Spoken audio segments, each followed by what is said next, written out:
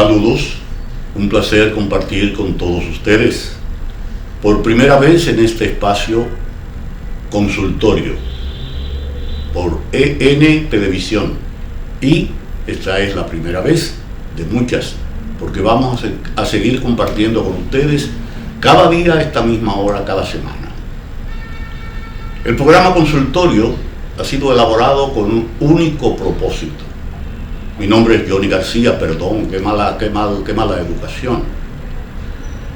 Y produzco y dirijo este espacio. El propósito, decía, es simple y sencillamente hacer que ustedes desde sus hogares tengan contacto con especialistas de la salud directamente desde su consultorio. Es como una consulta. Ustedes sentados en su hogar van a escuchar tranquilamente por este espacio todas las recomendaciones de especialistas de la medicina. La mayoría serán médicos, pero no quita eso que entremos entonces en una oficina de otra área de la salud con profesionales con experiencia que expliquen cualquier área de la medicina que ustedes estén interesados. Para este primer programa, nosotros hicimos una especie de sondeo electrónico, valiéndonos de esas direcciones, esos contactos que ustedes ven ahora mismo en la pantalla. Pues contactamos a varias personas, casi 600 o 700 personas, porque queríamos saber qué especialista podíamos traer en el primer programa. Y ciertamente debo decirles que ganó el gastroenterólogo, pero por mucho. Yo al principio me sorprendí, pero luego pensé que ciertamente el especialista médico de la gastroenterología maneja un área extraordinaria, un espacio del cuerpo donde hay órganos nobles, pero más de uno, que él los maneja, y muchísimas patologías que están en el día a día, y por eso ganó el gastroenterólogo. En un momentito vamos a continuar con esta presentación diciéndoles cómo y a quién conseguí para servirles a ustedes.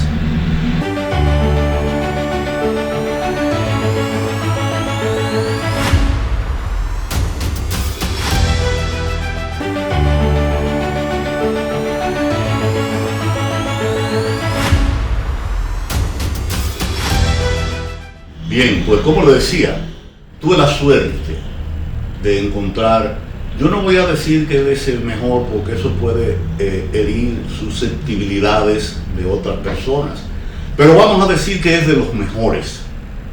Un gastroenterólogo por su dedicación, por su entrega absoluta a la medicina, que se ha ganado la reputación y la fama que tiene desde hace muchos años. Él empezó a estudiar aquí, en República Dominicana, e hizo su especialidad en el Reino Unido, en Inglaterra. Se trata del doctor Alberto Santana, que no se quedó en especialidad. Alberto Santana no se pierde un congreso, donde quiera que sea en el mundo entero, él va a todos los congresos de gastro, lo invitan a dar charlas en todas partes, y por eso siempre está actualizado en esa rama que domina también. Doctor Alberto Santana, un placer compartir con usted y con los amables televidentes. Encantado, Johnny García. Para mí es un gran placer no solamente estar contigo, sino ser el primero en este programa consultorio. Así es, para nosotros. Y oyéndote decir del sondeo que hiciste, no me extraña que la gastroenterología fuera la ganadora. Sí. Porque hoy en día, en este mundo tan convulso, con todos los problemas, no solamente en la República Dominicana con el tránsito, la economía, sino en el mundo entero con las guerras y eso, hacen que nuestro cuerpo cambie. Porque es que la gastroenterología no es solamente de la boca hasta el ano, sino que tiene mucho que ver con la mente. Todo lo que pasa en nuestro cerebro se manifiesta de una manera u otra en nuestro cuerpo. Y hoy vamos a tocar el tema del síndrome de intestino irritable, que es un desequilibrio entre la armonía de nuestro cerebro y la actitud y el trabajo de nuestro cuerpo. Y como dije, todo lo que pasa en la cabeza se manifiesta en el cuerpo, en el organismo. Y podríamos dividirlo en dos grandes grupos: orgánicos, cuando un órgano está dañado, o funcional, cuando no hay ningún órgano dañado, pero la función, la motilidad, el estrés que nos causa todas estas cosas que están pasando, pues crea que los intestinos, el estómago, produzcan más movimiento, produzcan más ácido, suban las enzimas. Y esto se manifiesta con muchas cosas diferentes. No solamente que se le quite el apetito o que te da mucho apetito, que se te quita el ácido o te produce mucho ácido y el ácido tiene que salir por algún lado, te produce reflujo, náusea, vómito, diarrea y o estreñimiento. Todas estas cosas en un mismo individuo no podemos cómo explicarla en un solo sentido, sino le ponemos no el nombre de enfermedad, sino de síndrome, que es el síndrome de intestino irritable. El intestino va desde la boca hasta el ano, o sea, la boca, el esófago, el estómago, todo esto se irrita de una manera que cambia los movimientos. Uno traga normalmente entre 8 y 12 veces por minuto, pero cuando tú tienes un estrés, esto puede acelerarte y entonces comenzar a moverse 20, 30 veces por minuto, o cae en una letargia, en un sopor, que entonces no se mueven mucho los intestinos, y de ahí que los síntomas son muy diferentes dependiendo de la persona y también del momento en que te causa eso. Bien, muy bien. Entonces podríamos hablar de la etiología del síndrome de colon irritable, que creo que también se le dice síndrome de intestino irritable, ¿no? Sí, mira, desde el 1849 el doctor Osler dijo que él no se explicaba cómo en una sola persona podía estar estreñida, podía tener diarrea, podía tener babosa las materias fecales como si fueran huevos de rana, y ahí comenzó y vino la diarrea neurogénica, y ahí comenzó ya a relacionarse la mente y el cuerpo, porque no había ninguna infección. Bocuse, el padre de la gastroenterología moderna, en 1928 ya dijo que era un síndrome de colon irritable, y dijo colon porque era más con diarrea y o estreñimiento. Ya hoy en día, Drossner en el 1963 dijo que no era solamente el intestino, sino que podía ser cualquier problema de reflujo, o sea que el estómago estaba también involucrado, y de ahí vino el nombre de síndrome de intestino irritable o síndrome gastrointestinal de irritación. Ya. Y entonces, doctor, por ejemplo, un civil, ¿verdad? Un paciente, con uno de los amables oyentes, ¿cómo podría pensar en que está o empezando a hacer o que está cayendo en un colon irritable? ¿Cuáles serían los signos de alerta que usted recomendaría tener en cuenta? Lo primero es que distensión abdominal. Se te infla la barriga. ¿Por qué? Porque al no moverse bien los intestinos, tanto la comida como las materias fecales se quedan más tiempo del que debe quedarse y se produce una fermentación. Esa fermentación produce gas. El gas produce distensión, que te siente el estómago distendido. La distensión, como comprime otros órganos, te produce dolor. Entonces, distensión abdominal por los gases más dolor abdominal son los dos síntomas claves del intestino irritable. Y esto puede llevar a que la presión del estómago te dé náusea, te dé acidez, pero también que te dé una diarrea o que te dé un estreñimiento. O sea que para simplificarlo, podemos decir que distensión abdominal, gases, dolor abdominal que se repite más de 2 veces en una semana sin ninguna causa específica, estamos frente a un síndrome de intestino irritable. ¿Qué debe hacer ese paciente? ¿Automedicarse, que una vecina le diga que se tome un té de tuatúa o de qué, o debe visitar al gastroenterólogo? Bueno, mira, como te dije, 2 veces a la semana, si pasa más de eso, debería visitar a un gastroenterólogo. Ahora, hay medicamentos o no medicamentos, un té de orégano que se usa mucho, un té de menta, que esto te calma un poquito los intestinos, podría tomártelo. No ningún medicamento, no medicina, sino un tececito de orégano, sí, que el anís de 3 cosas, eso podría. Pero si sigue los problemas, lo ideal es que visite a un gastroenterólogo. ¿Y la dieta No tiene nada que ver con eso. Las dietas tienen mucho que ver también, porque una dieta alta en grasas, una dieta con mucho picante, una dieta con exceso, también puede hacer que los intestinos se muevan rápido y te produzca dolor. O sea que este paciente debería 1 o 2 días tener una dieta suave, sin grasa, blanca, víveres blancos, mucho líquido para hidratarse y vegetales y frutas. ¿Se produce a cualquier edad el síndrome? Es más frecuente después de los 15 años y antes de los 45, o sea, en la edad productiva que uno traiga mucho estrés. Y es más frecuente también en mujeres que en hombres, porque la mujer tiene más trabajo que el hombre, y más ahora que quieren igualarse en trabajo a nosotros, pero la mujer se quiere igualar a nosotros en el trabajo, muy bien, pero nosotros deberíamos ayudarle a ella en el trabajo del hogar, porque entonces la mujer tiene todo el trabajo del hogar, los hijos, la cocina, organizar la trabajadora, organizar la ropa de uno, y encima de eso salir a trabajar como salimos nosotros, que es loable. Pero entonces nosotros los hombres, parece que somos un poquito más inteligentes, seguimos dejando el trabajo de la casa a ella. Debemos compartir, así como la mujer quiere compartir con nosotros la labor y el dinero y toda la falta de trabajo, nosotros los hombres también ayudarle a ella en el trabajo de la casa. Insisto en la ingesta. ¿Qué no se debe comer ante sintomatología de colon irritable? ¿Qué no se debe comer? Hay alimentos que fermentan fuera del cuerpo y eso van a fermentar dentro del cuerpo. Dentro de las frutas, por ejemplo, el tamarindo y la piña producen muchos gases, mucha fermentación, eso debería evitarse. Pero en la comida normal del día a día, las cosas, los excesos y las cosas muy condimentadas. Por ejemplo, no es lo mismo tú comerte un arroz con una cremita de habichuela y una pechuguita de pollo a comerte un sancocho de habichuela que tiene muchos condimentos. Entonces, estas comidas copiosas que son muy buenas, no deberían en este momento uno comérselas. Vamos a evitar las cosas muy condimentadas, las cosas muy grasosas y las cosas muy picantes. También aquí en la República Dominicana, por la higiene y el agua, debemos evitar las cosas crudas.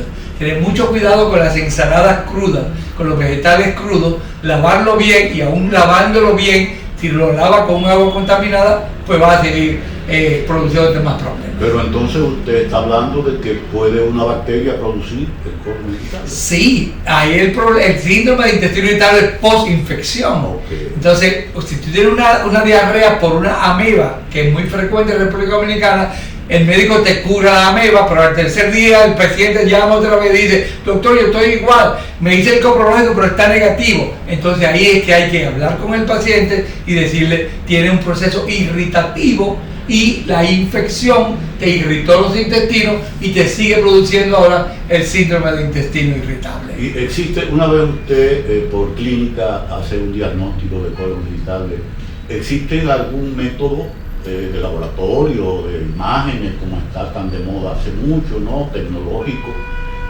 que le confirme ese diagnóstico? Lamentablemente no hay ningún diagnóstico de laboratorio que me confirme ni que me dé el diagnóstico de síndrome de intestino irritable. Todavía se hace, no por exclusión, sino por la historia clínica. No es porque no tenga infección que es un síndrome de intestino irritable, sino la historia clínica de dolor abdominal, distensión y cambio en los movimientos frecuentes en 3 meses, que te dé 2 veces por semana en 3 meses, ya ahí uno está. Hoy en día, cuando uno va a los congresos, están lo que se llaman los criterios de Roma. Es un grupo de médicos que se reúnen cada 10 años para ver qué está pasando y se llaman criterios de Roma. Porque la primera vez fue en Roma, pero ya ahora, y fue el doctor Manning el primero que hizo esta reunión. Y está desde 1996, 2006, 16, 20, y ahora viene, ya el 16 fue el último, está el de Manning, Roma 1, Roma 2, Roma 3, Roma 4, y ahora pues va a venir Roma 5, ahora post pandemia, que esperamos que va a cambiar un poquito, porque los virus producen muchos procesos irritativos, y está de moda el síndrome post-COVID, que no sabemos todavía cuáles son los síntomas. Y post-vacuna. Post-vacuna. También. Pues, se me ocurre, doctor,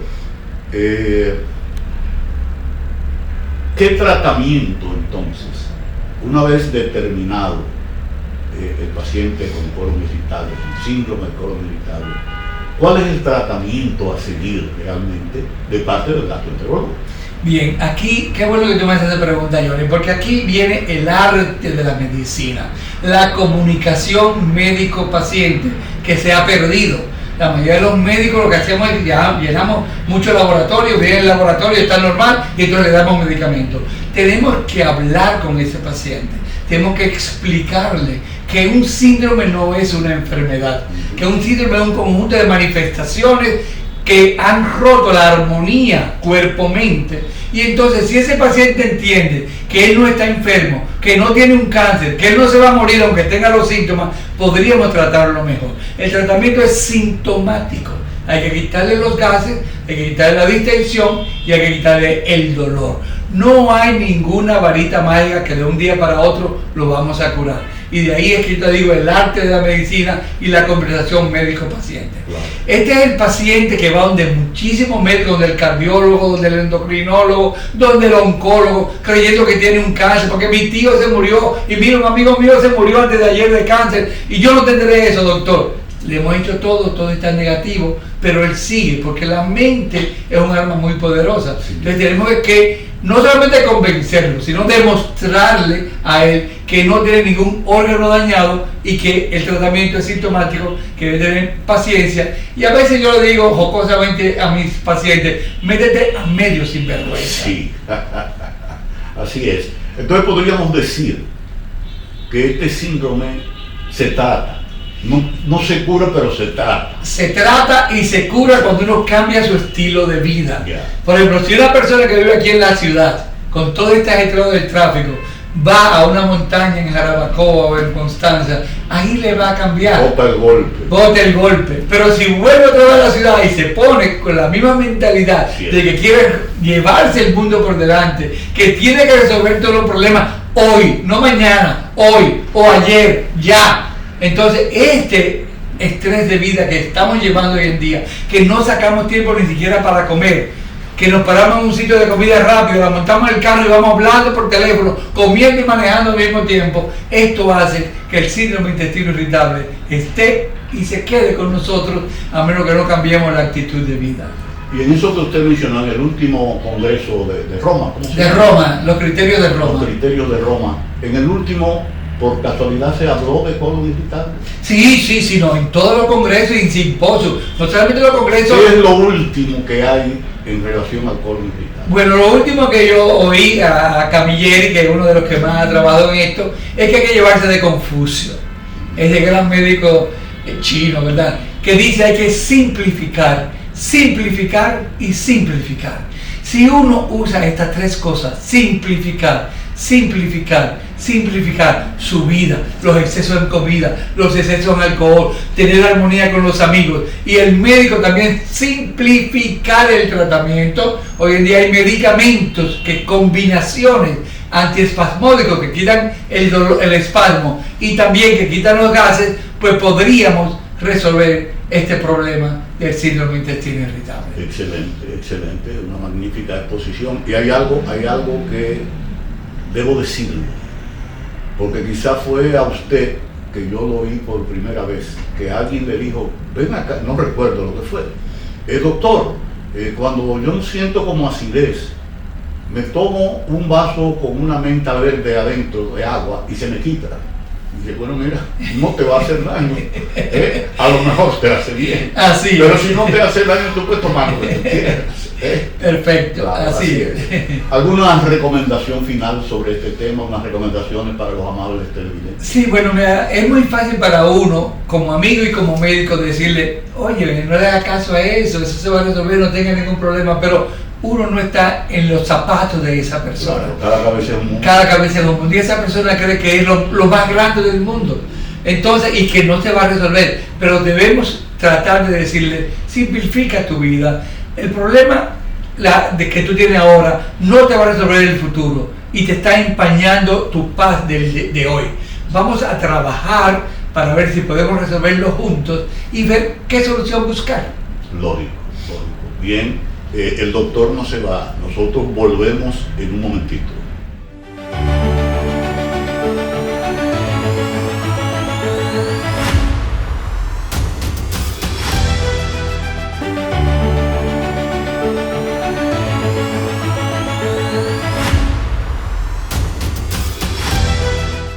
Muy bien, continuamos con el doctor Alberto Santana, esta interesante conversación, esta interesante consulta.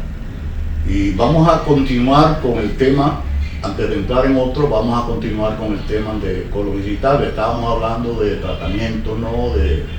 De cómo manejarlo, ciertamente. Usted dijo lo importante que es la relación médico-paciente, que se ha perdido hasta el examinar a un paciente. El médico no le pone la mano a los pacientes, casi ninguno ya. Pero bueno, no vamos a entrar en esos temas. Pero en cuanto entonces al tratamiento, ya para lograr ciertamente una conclusión o una mejoría o una desaparición del síndrome del colon irritable, ¿qué usted recomienda en firme? Bueno, primero, la confianza del médico y el paciente. O sea, que el médico le tenga confianza al paciente y que el paciente le tenga confianza al médico. Ahí comienza el arte de la medicina. Porque si el paciente dice, este médico no me va a sanar, ya desde el principio está perdido. Pero si el paciente va con una mente positiva y dice, oye, me gustó cómo habló ese médico me va a curar a mí. Entonces ahí viene ya el arte de curar. Porque lo más fácil para cualquier médico es coger un recetario y escribir una receta.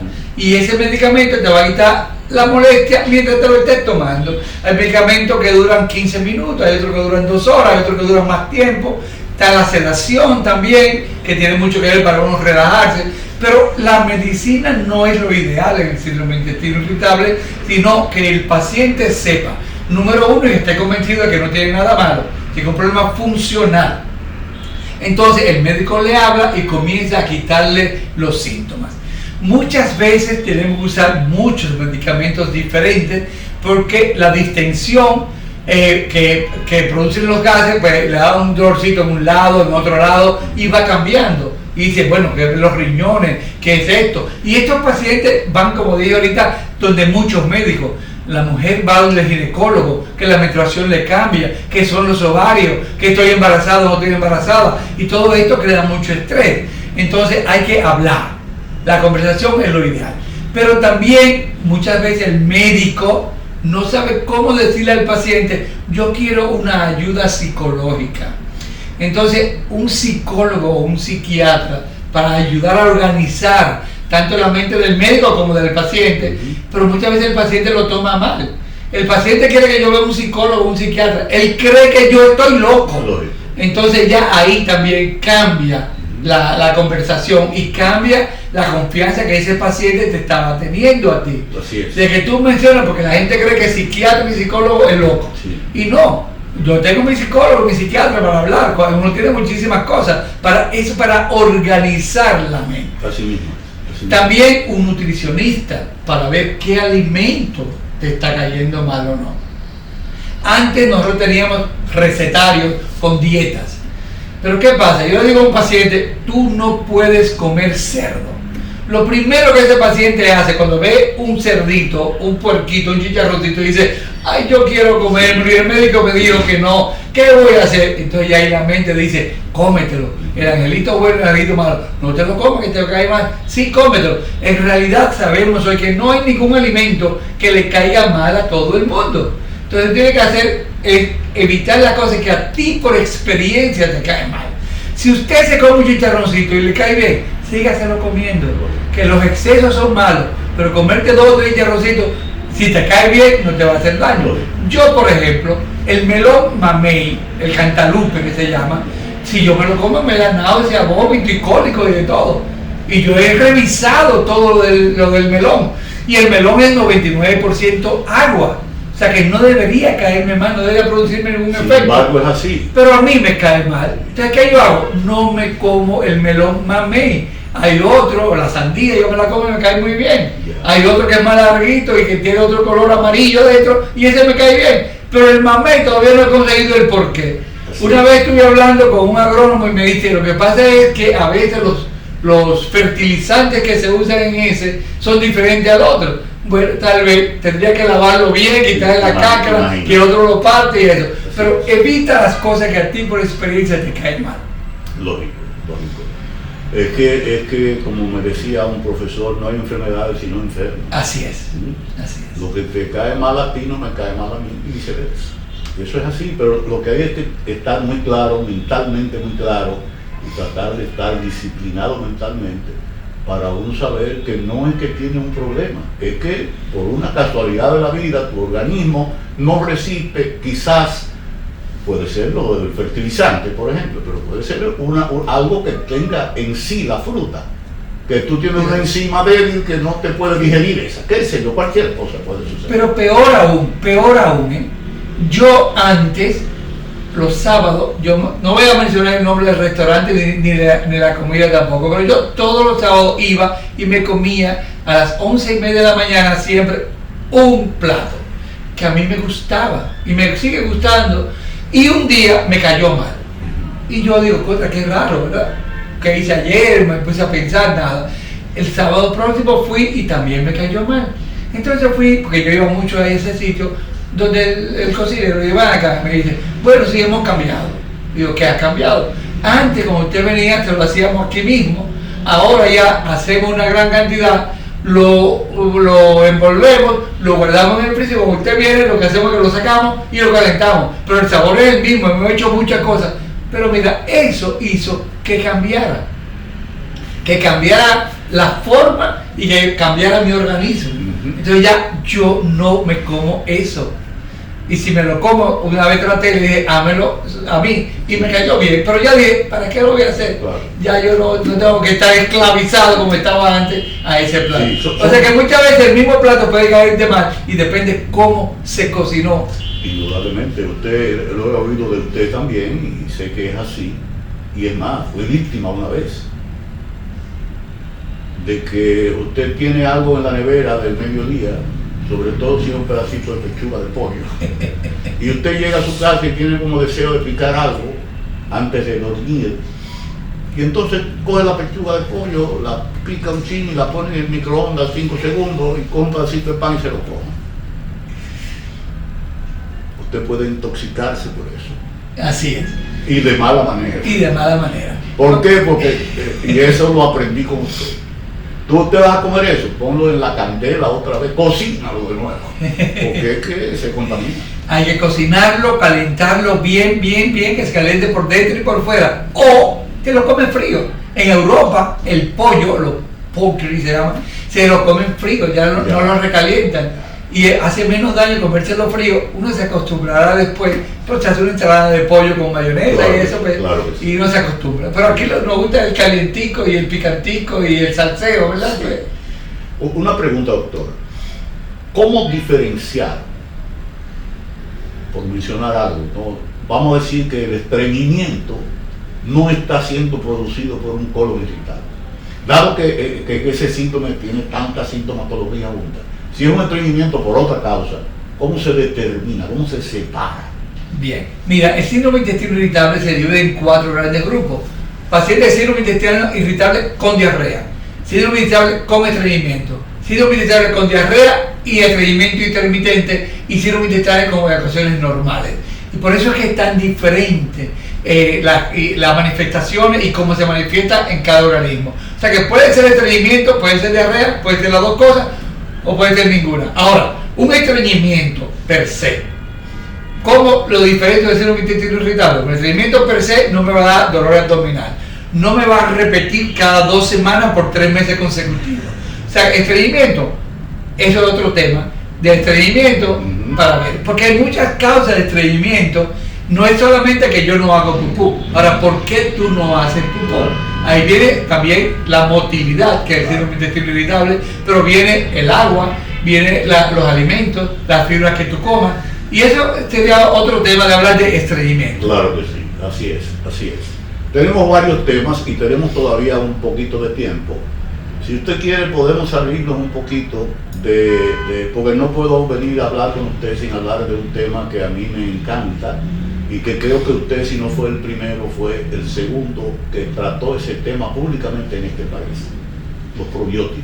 Es un tema excelente, fascinante. Yo fui el primero que comencé a hablar sobre eso, sí. Y en pediatría también, después sí. Los pediatras. Sí. Pero sí es un tema fascinante que tiene mucho que ver en el tratamiento y el seguimiento del síndrome de intestino irritable. A eso iba, por eso lo recordé así, concatené, porque ciertamente pienso que con los probióticos se pueden lograr muchas cosas.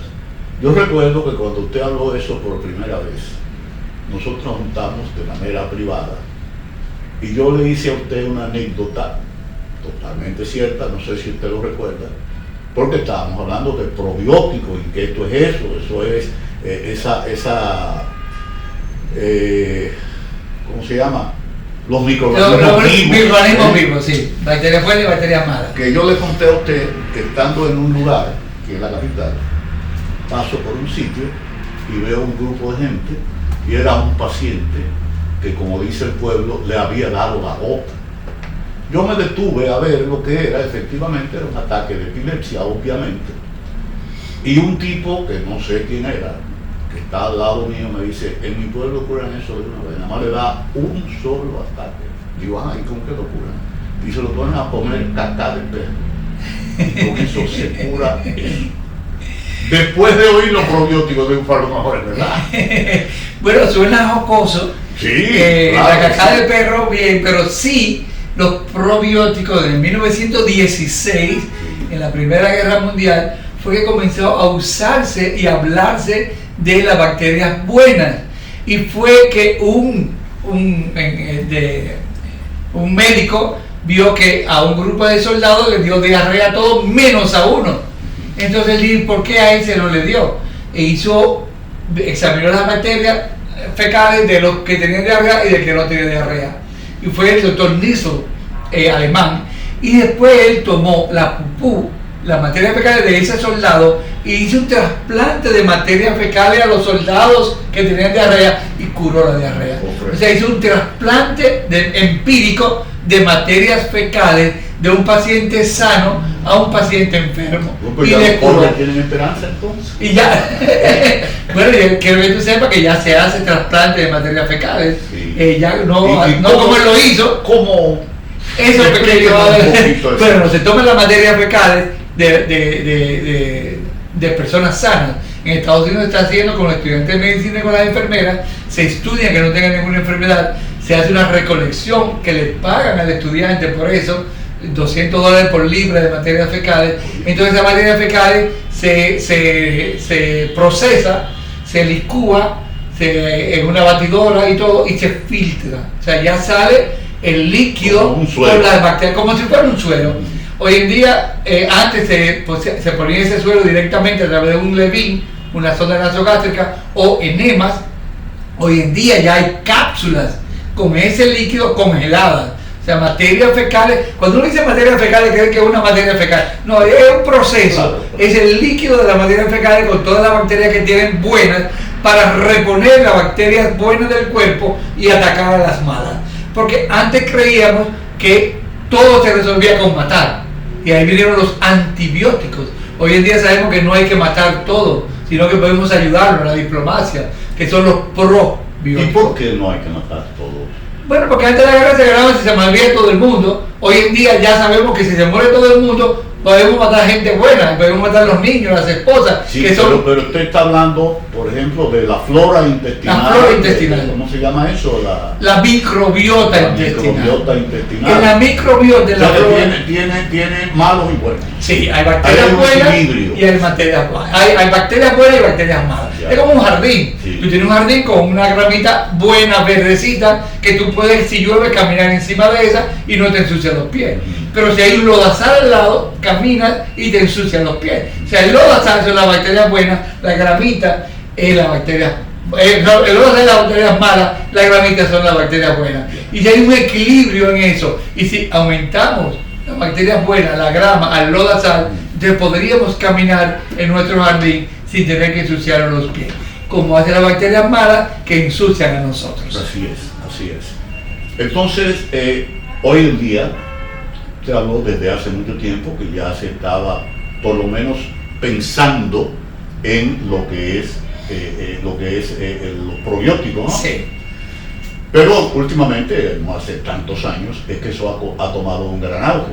Y yo he visto una gran proliferación, supuestamente, no solamente con pastillas o algo que son probióticos, sino que a algunos alimentos, sobre todo por ejemplo al yogur, dicen con probióticos. Sí. Eso realmente funciona. ¿Cuándo debe un paciente tomar probióticos? ¿Puede un paciente tomar probióticos todos los días como toma café?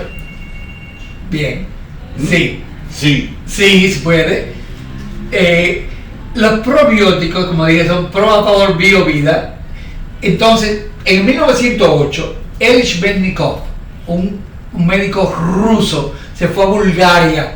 Y ahí en Bulgaria él vio que los búlgaros bebían más y tenían mejor salud que los rusos. Y dijo, ¿cuál es el común denominador? Y era que los búlgaros siempre se desayunaban con un yogur. Y él examinó ese yogur y vio que había bacterias. Y le llamó bacilo búlgaro, porque fue en Bulgaria. Y este bacilo búlgaro es lo que se llama lactobacillus, que es la fermentación de la lactosa que tiene la leche. O sea que viene el primer probiótico de la fermentación de la leche. Y ahí comienzan los probióticos. ¿Por qué se está usando más ahora y antes no? Porque las compañías farmacéuticas son las que industrializan eso y eso no dejaba, ni deja todavía mucho dinero. Pero ya ahora sabemos que sí deja mucha salud. Y entonces ya estamos viendo la salud de nuestros pacientes un poquito más allá del beneficio económico que tienen las industrias farmacéuticas. Entonces, hay prebióticos y probióticos. Los prebióticos se dividen en dos grandes grupos, que son los dos, que es de la galacto-oligopolisacáridos, que vienen de la leche, galacto, leche. Y los fructo-oligosacáridos, que vienen de las frutas. O sea que los vegetales y las frutas tienen los prebióticos, que una vez tú ingieras eso, una comida saludable, entonces eso cambia a probióticos dentro del cuerpo. Antes, el yogur, que vino el yogur de ahí, ¿verdad? No decía con probióticos. ¿Por qué? Porque la pasteurización, que es matar las bacterias, hacía la pasteurización de la leche y mataban todo, lo bueno y lo malo. Entonces el yogur era un dulce. Sabemos ahora que la pasteurización mata las bacterias buenas, que son el lactobacillus, y lo que estamos haciendo es que pasteurizamos la leche primero y luego, como un dicho que de la madre son los lactobacillus. Entonces ahora se pasteuriza la leche y luego se le echan lactobacillus para hacerlo. Y por eso hoy en día dice probiótico, yogur con probiótico y otros que no. Algunos dicen con probiótico agregado. Agregado, sí, pero ¿por qué? Porque es que las máquinas que había o que todavía hay son muy costosas. Sí. Entonces hace la pasteurización primero. Entonces ya ahora hay nuevas máquinas y por eso las nuevas máquinas con probióticos. Pero va a llegar un día que las otras máquinas se dañen y todas van a salir con probióticos, porque es lo natural, lo que debe ser. Eso que usted dijo, que el prebiótico, la ingesta de prebiótico viene ¿dónde? ¿En alimentos? En los alimentos, en los vegetales. Entonces, y en los lácteos. Del intestino, del estómago, del intestino, se convierte en probiótico. En probiótico, porque uno tiene bacterias dentro. Y a medida que va avanzando de la boca hasta el colon, van cambiando las cepas de bacterias y la cantidad de bacterias. O sea, cuando esas bacterias buenas de los vegetales, de la leche, de los quesos, entra al cuerpo, se une con las otras bacterias buenas y dice, sí, ven para acá. Ahora, si hay muchas bacterias malas, entonces la bacteria mala dice, hey, está llegando muchas visitas que no son de nosotros. Y de ahí que los probióticos se pueden usar siempre, porque mientras más probióticos tú tengas, más bacterias malas van a ir eliminándose. Las bacterias buenas, hablando y diciendo, no, mira, esto hay que arreglarlo, vamos a darle una pintadita, vamos a decorarlo. Y entonces las bacterias buenas van a ir eliminando las bacterias malas sin tener que matarlas. Porque en la guerra, por ejemplo, era matar todo. Hoy en día no, vamos a usar la diplomacia, no vamos a tener que matarnos todos y todos. Bien, bien. Vamos a hacer una pequeña pausa antes de llegar al final, porque tenemos que aprovecharlo lo máximo, con el permiso de ustedes.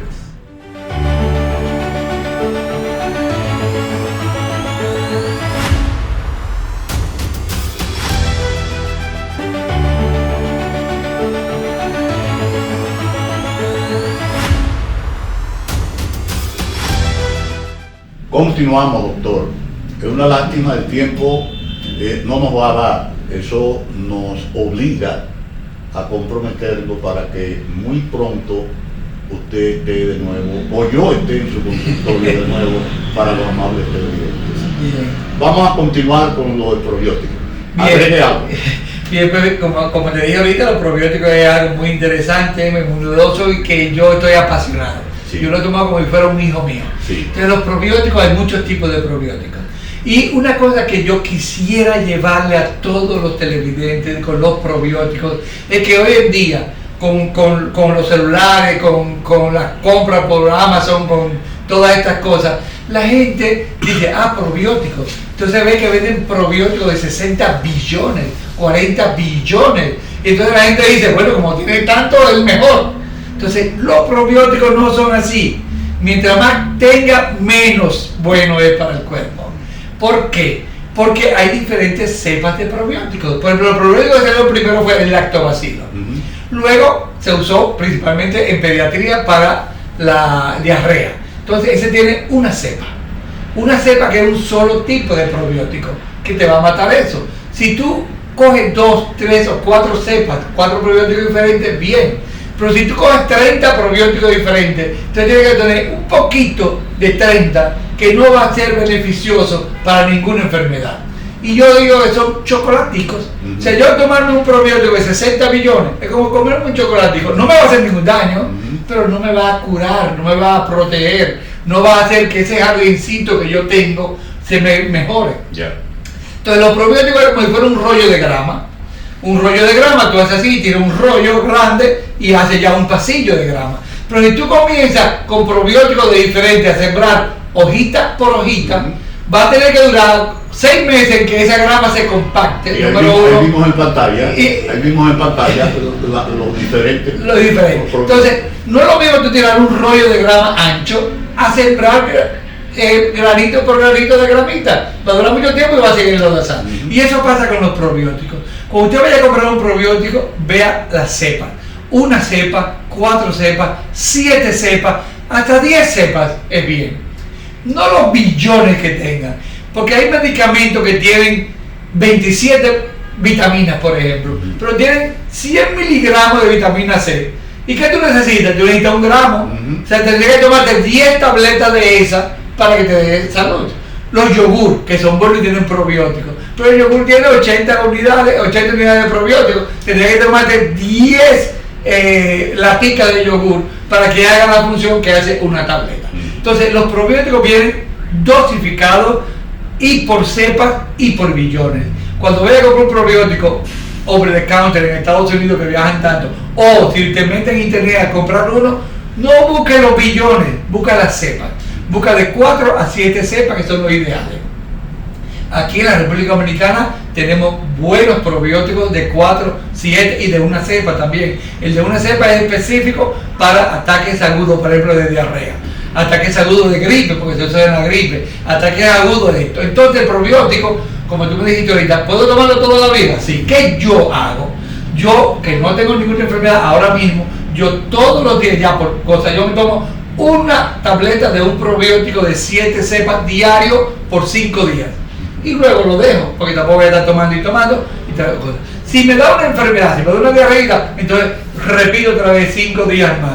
O compro uno de 1 cepa y me lo tomo por 3 días que para quitarme la cosa. Pero 5 días de probiótico extras al mes sería lo ideal. Todavía no sabemos qué cantidad ni nada, por eso estamos estudiándolo. Pero en cualquier diarreíta, ya sea alimentaria, ya sea infecciosa, ya sea por el síndrome intestino irritable que se están usando los probióticos, es bueno. Pero las cepas que son buenas cantidades, no una cepa cualquiera, no un probiótico cualquiera y no el probiótico que tenga muchos billones tampoco. Hay enfermedades, ahora ya vamos a entrar ahora en una enfermedad específica como es el cólera. Pero déjeme a que me aclare algo antes de que usted hable del cólera. Usted dice que toma una cápsula de probiótico por 5 días. Sí. 7 cepas. ¿Eso lo hace usted como preventivo? Como preventivo, ¿por qué? Porque hay Porque no se recomienda con los antibióticos. No. El probiótico es bueno. El antibiótico no. Si usted va a tomarse un anti en contra BioVida, tiene que tomarse por un periodo definido y el por qué. Claro. Mucha gente aquí, y ese es el problema grave, mucha gente aquí tiene un dolor de garganta y se toman un antibiótico. Sí. Un día, se mejoró y ya. Sí. Eso va creando resistencia Y cuando tú lo necesites de verdad, no va a tener ya la bacteria mala, está tan fuerte que va a tener que dar, bueno, cuando comenzó la penicilina eran 20 miligramos, ahora hay que usar 4 billones. 4 millones de unidades para tú matarla. O sea que los antibióticos no deben usarse así, los probióticos sí. Los probióticos se pueden usar en esa forma.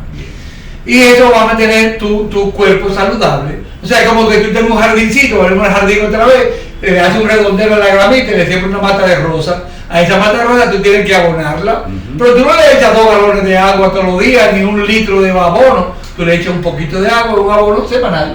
Y eso es lo que yo hago con mi microbiota.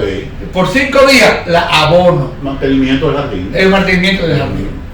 Pues decía usted del cólera que está de moda, ¿no? Sí. ¿Hasta dónde es cierto que estamos, no se habla de epidemia, pero se habla de que están aumentando los casos? Bueno, muchos hablan de que la contaminación de los vecinos y el trasiego que hay siempre, ¿no? ¿Qué usted opina de eso? Bueno, con el COVID aprendimos mucho la higiene. Sí. Y el cólera tiene mucho que ver con la higiene. El COVID se transmite a través del aire. El cólera se transmite a través de contacto, mano con algo sucio. O sea que si yo puedo ponerle la mano en una materia fecal llena de cólera y esa mano yo me la lavo bien, ya no me voy a contaminar. No es como el COVID, ¿verdad? Que por el aire respirándolo. Entonces lo que hay que tener es mucha higiene. Lavarse las manos antes de entrar al inodoro y lavarse las manos después que uno entra al inodoro. Lavarse las manos antes de uno comer. ¿Por qué digo esto? Porque uno va al inodoro y no se lava bien las manos con un pedazo de pan, un sandwichito, y viene el hijo de uno y le da un pedacito y tú tienes el cólera, entonces ahí te lo transmite. Higiene, higiene, higiene. Entonces, los probióticos, el cólera es producido por una bacteria, el Vibrio cholerae. Es una bacteria que produce una infección. Ahora, ¿por qué es esa bacteria? Porque en el jardín que hicimos ahorita se hizo un hoyito, vino el agua y hizo un lodazal. Entonces hay que cubrirlo con probióticos. Porque si sigue así, entonces el lodazal viene más y si vienen unos animales, hacen un lodazal más grande. El probiótico va a tirar ese rollo de grama para que la grama esté bonita e inmediatamente uno se cure. El cólera se cura con probióticos y con hidratación. El cólera produce higiene. Tú haces muchas evacuaciones, 2 litros de material fecal, tómate 2 litros de agua con un poquito de agua, de sal y azúcar. Y ahí el cólera se cura. Bien, bien, doctor. Bueno, doctor, ciertamente estoy muy complacido y sé que los amables amigos televidentes también han disfrutado tanto como yo de su conversación tan interesante. Y por supuesto voy a repetir que lo comprometo a una próxima invitación que usted me va a hacer para que yo venga a su consultorio y se los voy a llevar a los televidentes. Y a ustedes, pues nada, nos veremos la próxima semana, si Dios lo permite, en otro consultorio.